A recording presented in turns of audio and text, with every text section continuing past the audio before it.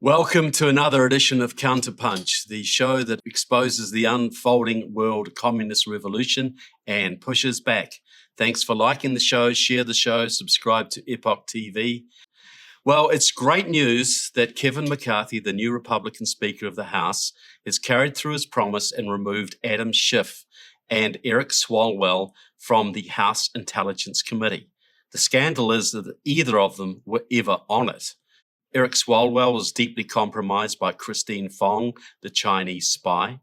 I think it's unpatriotic, and yes, I think it's corrupt.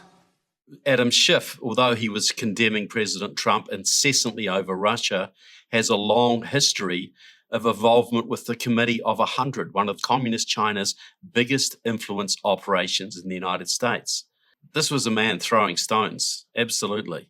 Now, Kevin McCarthy says he's removing these two people because the Intelligence Committee is about national security, and these people are not trustworthy enough to serve on it. Well, that's absolutely true.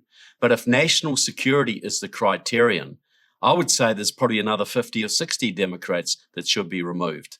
Now, I want to give my list to Kevin McCarthy of who else he should remove from committees. And this is just a preliminary list. I could go a lot more deeper than this. Now, talking of the Intelligence Committee, Jim Himes of Connecticut serves on that. He wrote his thesis at Harvard, I believe, on the Sandinista self-defense units. These were the civilian police force of the communist Sandinista revolution. And he was very much in favor of this. He was elected with the help of the Connecticut Communist Party and is very, very closely involved with a group called the Council for a Livable World, which was set up by a Soviet agent, Leo Szilard, about 60 years ago to elect congressmen and senators who would vote to destroy the United States military. You think that might be grounds for looking at Jim Himes?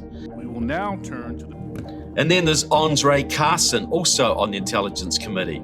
He's from Indiana, open, devout Muslim, but he's heavily involved in several very radical Muslim groups. At a conference of ICNA, the Islamic Circle of North America, which has direct connections to Pakistani intelligence movements, this is what he said. At this convention right now, we're having secret meetings that we're plotting to destroy this country.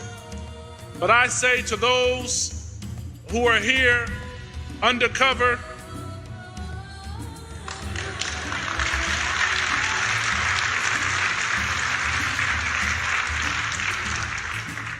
Allah will not allow you to stop us. A couple of people on the Intelligence Committee, Joaquin Castro of Texas and Jason Crow of Colorado, are also heavily involved with a group called Common Defense. We are a progressive veterans organization. A lot of these progressive policies, they are really very popular with the military. Many of us are in the fight to move the country towards a progressive future.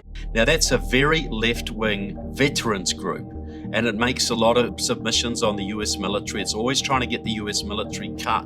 Now, Common Defense, the chairman of the board of Common Defense is Judith LeBlanc of the Communist Party USA, one of the top communists in the country.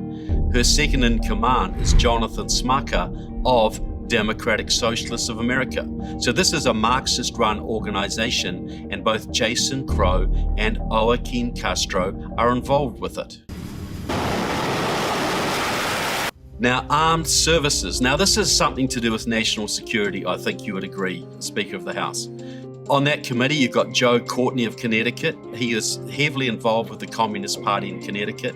Here he is with Joel Fishman, Edie Fishman, and Tom Connolly and Win Heimer, all leading members of the Connecticut Communist Party.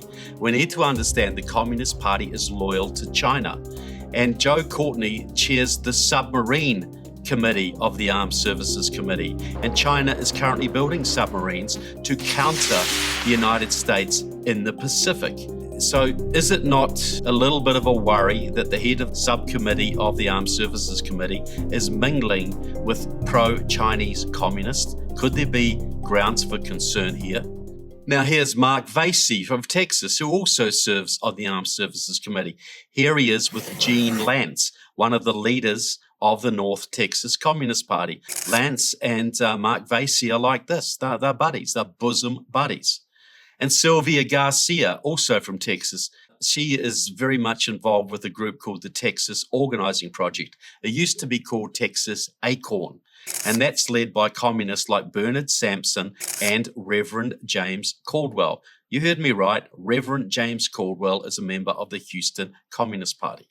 Now, I mentioned Common Defense before, the left-wing veterans group headed by a leading member of the Communist Party, Judith LeBlanc.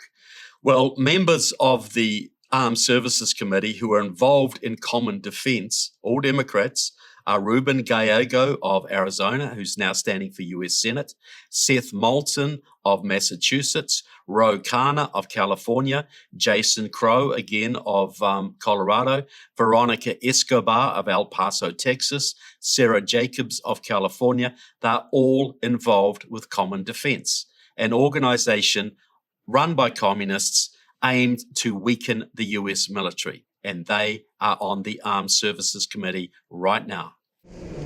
So Homeland Security, Speaker McCarthy, is Homeland Security to do with national security? I would think so. Well, the head of the Homeland Security Committee, when the Democrats are in power, now the ranking member, I believe, is Benny Thompson of Mississippi. Now, he used to support the Republic of New Africa back in the 70s. Fairly and given every opportunity afforded them by law. This was not done in the case of the Republic of New Africa. They are charged with obstructing justice. This, I believe, is an attempt on part of law enforcement officials to stop the Republic from building its community. My position is that people are entitled to live as they choose, so long as they are law-abiding and peaceful.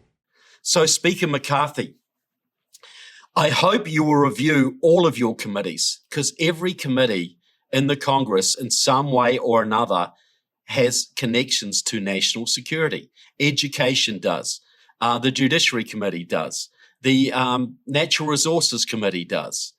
The Labor Committee, every single committee has impact on the national security of this country. And as I've said before, there's about 100 Democrats in the House who couldn't pass any form of background check to drive a school bus or sell you stamps at the post office, but they're still serving on these committees in Congress. And they're trashing the Constitution and betraying America's secrets on a regular basis. So I applaud the removal of Eric Swalwell, or applaud the movement of Adam Schiff. Absolutely, well done. But I think there's a whole bunch more that need to be looked at, and I hope Speaker McCarthy will do this and his colleagues in Congress will start investigating the radical left, not just on the streets of America, not in China, but right here in the US Congress, because that's the most dangerous element of the left in this country. So thanks so much for watching Counterpunch. Please subscribe to the show. Go to my website, trevorloudon.com. Get my books. Educate yourself. We've got a world to take back, and we've got to start with education, and that's got to lead to action. So God bless America, and God bless everyone who loves liberty. Thank you so much.